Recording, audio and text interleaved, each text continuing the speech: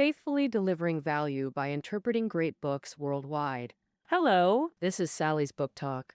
In politics, there's a saying, nations have no permanent friends or enemies, only permanent interests. We won't debate if this is right or wrong now, but in international politics theory, a school sees this as absolute truth.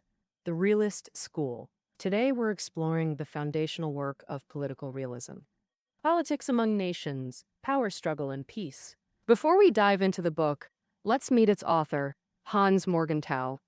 In 1904, Morgenthau was born into a Jewish family in Germany. He was academically gifted.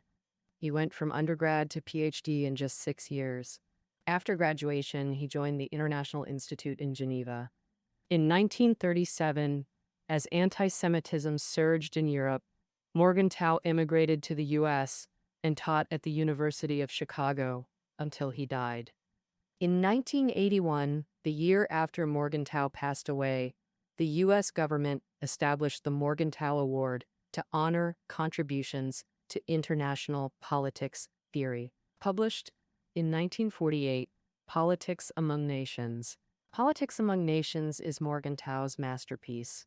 For this book, there are two key contexts to cover. Historically, the book emerged when World War II had just ended and the world was transitioning from war to peace. After War II, the global order shifted dramatically, leaving European powers weakened. Meanwhile, the US and USSR rose as superpowers. Academia needed a new theory to better understand the relationship between war and peace. Ideologically, Morgenthau wrote this to critique political idealism. Pre-WN1 politicians often thought in moral and idealistic terms, not based on real interests or human nature. This led to misjudging global affairs, causing the unprecedented scale of World War II. So Morgenthau aimed to correct course, urging politicians to see politics realistically. The book runs over 600,000 words, but we can boil down Morgenthau's key questions to these three. First, what is political realism? Second, how can we understand international politics from the perspective of power struggles? Third, how can nations achieve peace between them? Let's start with the first question. What is political realism? Morgenthau believed that international politics, like all politics, is a struggle for power. Every nation competes with others for power. Therefore, power struggles are the eternal theme in international relations, which is the core view of political realism. At the start of this book, Morgenthau proposed the so-called 6 principles of political realism, which we can summarize into the following 3 claims. Now, first, political realism holds that the political world, like the physical world, is governed by objective laws. This iron law is human nature. Among human desires, the urge to dominate others is the most deep-rooted. This desire can't be eliminated, so struggles between people never end. Morgenthau's view was actually a reaction to the Enlightenment. Enlightenment thinkers in the 18th century thought humans are rational animals. By nature, people are reasonable. Once enlightened with knowledge, conflicts would disappear. By this logic, conflicts between nations happen just because no mutually acceptable solution has been found. Failing to see conflicts as temporary and interests as aligned. So, politics' core is to help humanity find dispute solutions, turning power issues into pure technical problems. For example, one country has a climate perfect for cotton farming but lacks industrial development. Another country excels in textiles but has poor natural conditions and lacks raw materials. If the industrially strong country wants more cotton, one way is to wage an aggressive war at huge cost to seize cotton. Another approach is to use trade. Representatives from both nations sit down to negotiate a mutually acceptable cotton price, so both gain maximum benefit at minimal cost. But Morgenthau thought the Enlightenment thinkers' ideas were too idealistic and unrealistic. From ancient times to now, human history of mutual slaughter has hardly ever stopped. For instance, the rivalry between ancient Athens and Sparta, or the medieval crusades against heretics to capture the Holy Land. For another example, America's founding fathers drove Native Americans to near extinction to gain more territory. Human nature is flawed, and our world is inherently imperfect. Conflicts of interest and confrontations have always existed. We must face this reality. It's the starting point for all political thinking. Next, let's examine the second tenet of political realism. Morgenthau believed that power is the eternal theme of both domestic and international politics. Political science should approach issues from the perspective of power. For instance, economists, jurists, and political scientists approach the same policy completely differently. Economists ask, what economic benefits does this policy bring, and what financial costs will it incur? Jurists evaluate whether the policy violates laws or stays within legal boundaries. But politicians, especially realist ones, ask, how will this policy impact national power? Let's illustrate with a historical example. In 1939, the Soviet Union launched a military attack against Finland. The League of Nations' leading powers, Britain and France, found themselves in a dilemma. Legally, the Soviet action violated international law and required punishment. Britain and France should at least sever diplomatic relations. But politically, realists would consider, what consequences would punishing or declaring war on the USSR have on the power balance?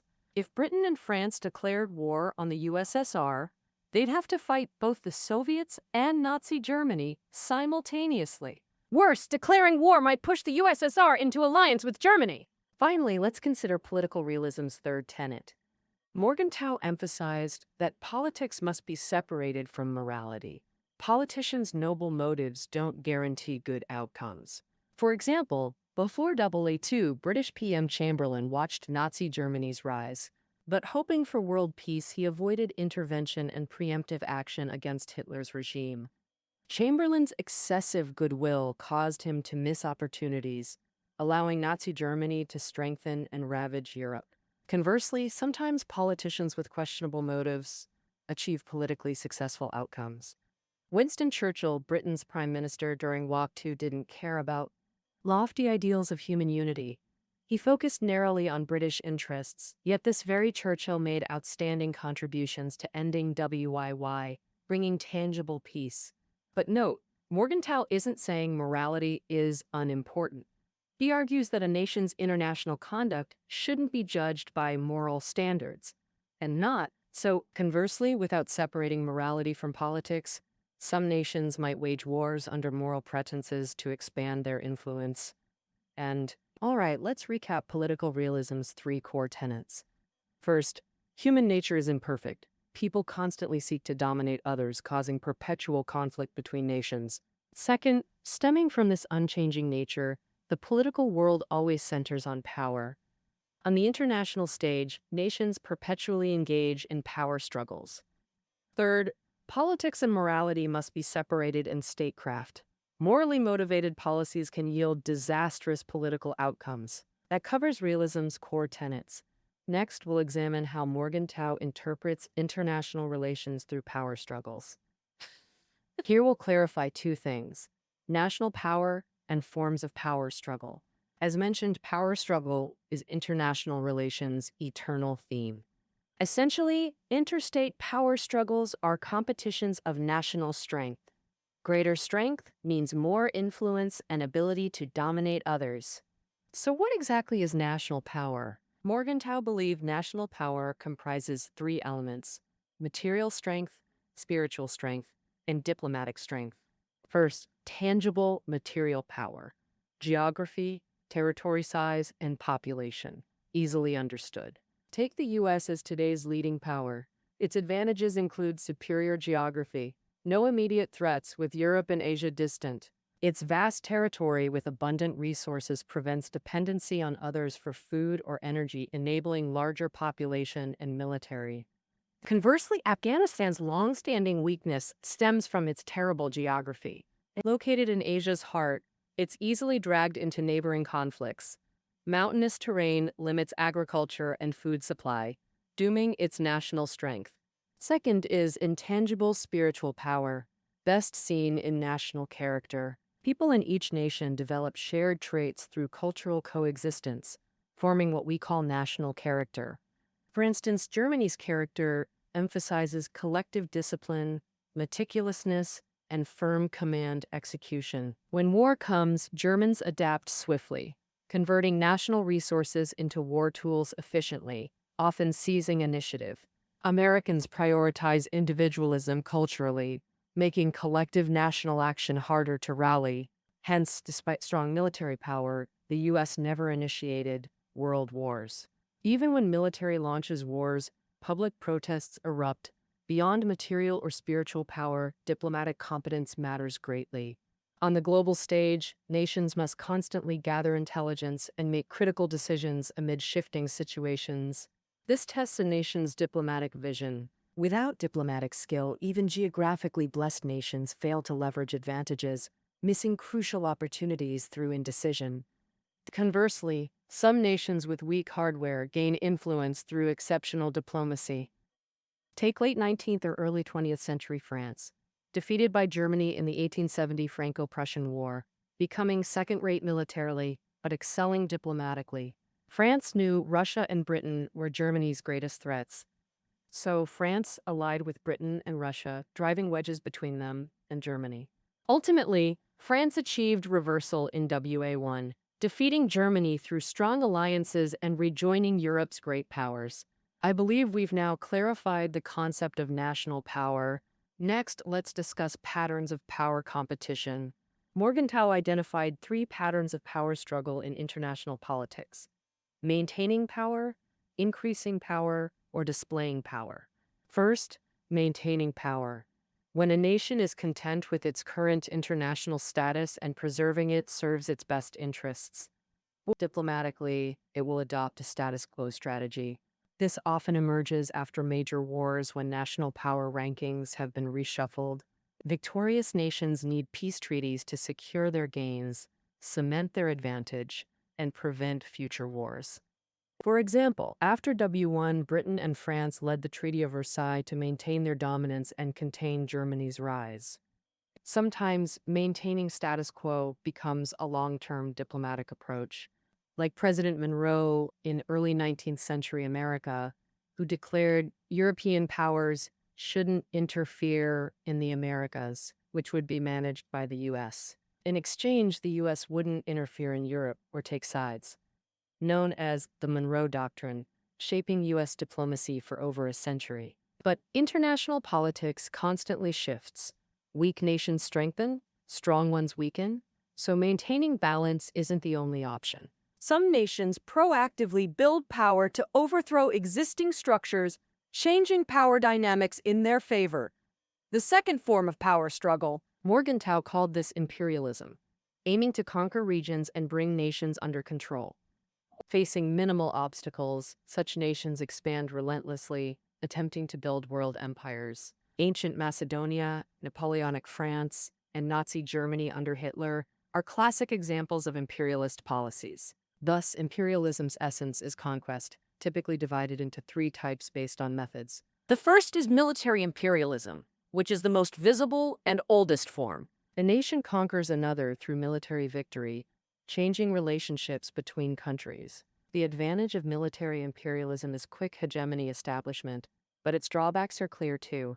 War is like gambling. Once started, the outcome is unpredictable. Winning a war brings huge gains fast, but losing one means losing status, turning from strong to weak. So military imperialism is a double-edged sword. High reward, but high risk. The second type of imperialism is called economic imperialism. It doesn't use violence to directly control a country, but economic methods instead. Central American nations like Mexico and Panama are independent sovereign states, yet tightly controlled by the U.S. Because these countries mainly earn income by selling goods to the U.S., the U.S. doesn't need to send troops to hold control over them. Compared to military imperialism, economic imperialism is less noticeable, with lower risk and better results. The third type is cultural imperialism. The previous 2 either conquer violently or control economies covertly. But cultural imperialism uses cultural or religious power to make the conquered willingly submit.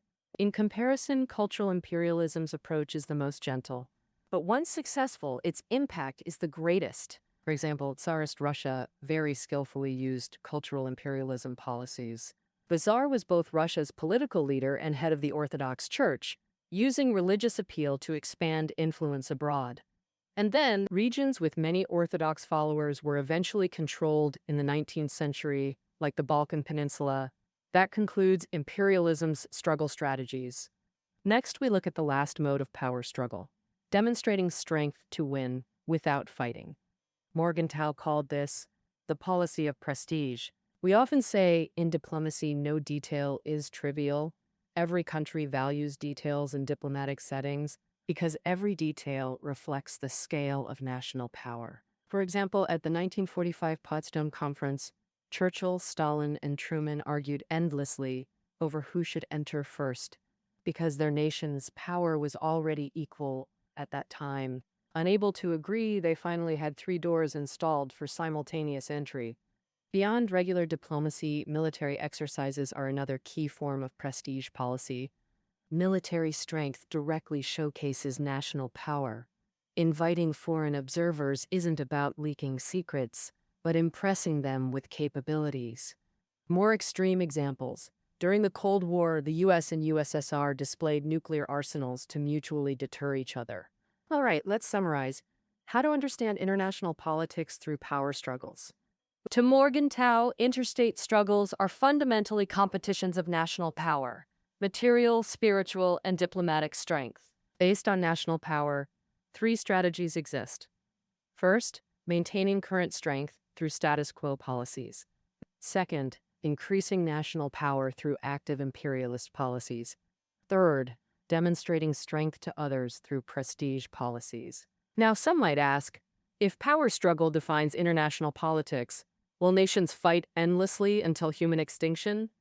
This was Morgenthau's central concern. Recall the subtitle, Power, Struggle, and Peace. Morgenthau witnessed World War II and constantly pondered achieving peace in the political world. He saw 3 paths to peace. First, directly limiting nations' war-making capacity. Since military strength is war's key factor, the primary approach is disarmament. For instance, controlling weapon quantities, reducing standing armies, or capping military size to maintain peace.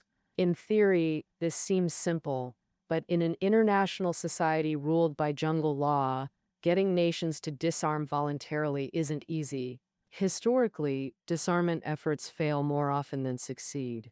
Thus, Morgenthau believed successful disarmament typically requires 3 conditions.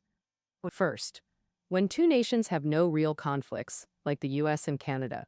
Though the US is militarily stronger, neither covets the other's territory, so they demilitarize their border. The second successful scenario occurs when conflicting nations have one overwhelmingly dominant power. Post-WW1, Japan's naval expansion threatened Anglo-American interests in the Far East. So the naval powers Britain and America jointly imposed the Washington Treaty, capping Japan's warship numbers below theirs. Their combined dominance successfully restricted Japan's military power. The final disarmament condition. When nations realize unlimited arms races risk destabilizing the entire balance. To avoid mutual loss, all agree to disarm. The prime example is post-War I nuclear arms control, a rare disarmament consensus that covers achieving peace through disarmament. But Morgenthau knew this treats symptoms, not causes. Weapons are instability's result, not root cause. Sovereign states themselves create this jungle law, leading to the second peace approach, limiting sovereignty to end international anarchy by establishing supranational unions. Though this seems distant and contradicts realist principles, post-War II humanity consistently worked toward such unions. The most effective are specialized international agencies, like WHO, IMF, ICAO, and WMO, fulfilling nations' shared interests. Disagreements in these areas are minimal, and solving problems alone is tough, so nations unite, ceding some sovereignty to form global institutions. From these functional bodies, international society gradually evolved political unions. The most iconic example is the European Community. The European Community's predecessor was actually three functional agencies. The most crucial was the European Coal and Steel Community. In the summer, it had a dedicated central committee not controlled by any single member state. It coordinated steel pricing, import-export tariffs, monitored compliance, and penalized violations among European members. Gradually, the ECSC extended into traditional domestic affairs, becoming a political international body that evolved into the European Community, eventually developing into today's European Union. All right, we've seen paths to international peace. First, directly limiting arms through disarmament, treating symptoms, not causes. Second, restricting sovereignty to permanently end international anarchy. But this approach is overly idealistic and bold, facing immense challenges. From a realist stance, Morgenthau proposed a third way, seeking peace through diplomatic negotiations. Because diplomacy's primary goal is advancing national interests peacefully. In reality, safeguarding national interests inevitably creates conflicts with other states. So, severe cases lead to war. Diplomats must first identify vital core interests, which are negotiable, which are non-negotiable, which seem crucial but are actually replaceable. Say two nations dispute farmland. One relies on agriculture, the other on commerce. For the commercial nation, farmland isn't a core interest. Trade tariffs are. This creates diplomatic space.